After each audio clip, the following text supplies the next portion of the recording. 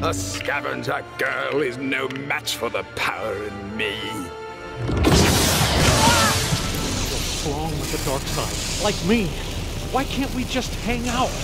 I'm too busy trying to save the galaxy from you! LEGO can't save the worst Star Wars movie.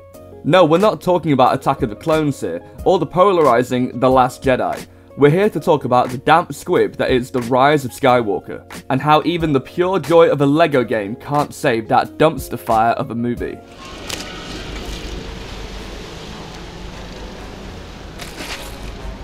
LEGO Star Wars The Skywalker Saga is a sci-fi sandwich of wildly fluctuating quality, where the bread on either end is just awful. Previous LEGO games were actually able to make the dreaded prequel trilogy genuinely enjoyable. The original LEGO Star Wars had a wonderful sense of humour that embraced the inherent silliness of Episode 1, 2, and 3.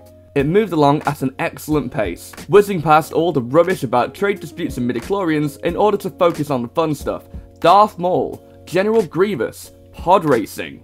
The same is more or less true of the prequels in the Skywalker Saga. While the levels themselves are nowhere as imaginative or fun, that inimitable LEGO charm still works. The brick-based retelling of one of the most hated trilogies of all time is frequently funny and able to amplify the parts of those movies that did work. It also leans heavily into the many prequel memes that have sprung up since the first LEGO Star Wars game, and is all the better for doing so. Babu, can you make him translate it?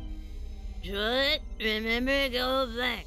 Blank, blank. Oh. I think it's fair to say that out of all the Star Wars movies, The Rise of Skywalker is the one that's near universally hated. The prequels have their apologists, and there are plenty of people, myself included, willing to stand up and say The Last Jedi is a masterpiece. But The Rise of Skywalker is a stain of a movie that attempted to appease the vocal minority and wrap up a 40-year story in a way that would keep everyone happy. It went down like a fart in a sarlacc pit. Can a LEGO retelling soften its rough edges? Apparently not. As far as the LEGO games are concerned, the prequels obviously have nostalgia on their side, but let's not put it all down to that. Episodes 1 through 3 worked so well in LEGO form because, despite their flaws, there was still a coherent story in there: the rise and fall of Anakin Skywalker.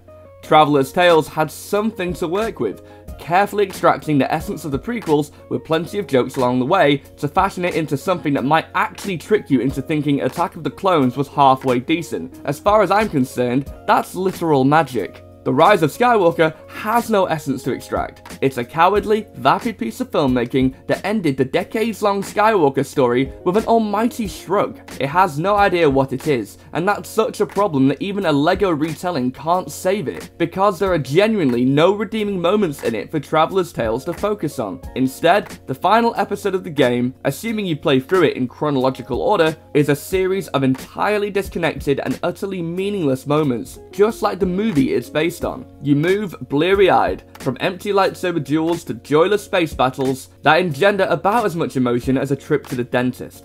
Try as it might, and it absolutely does try, even LEGO can't build something decent out of The Rise of Skywalker. Doesn't that say it all?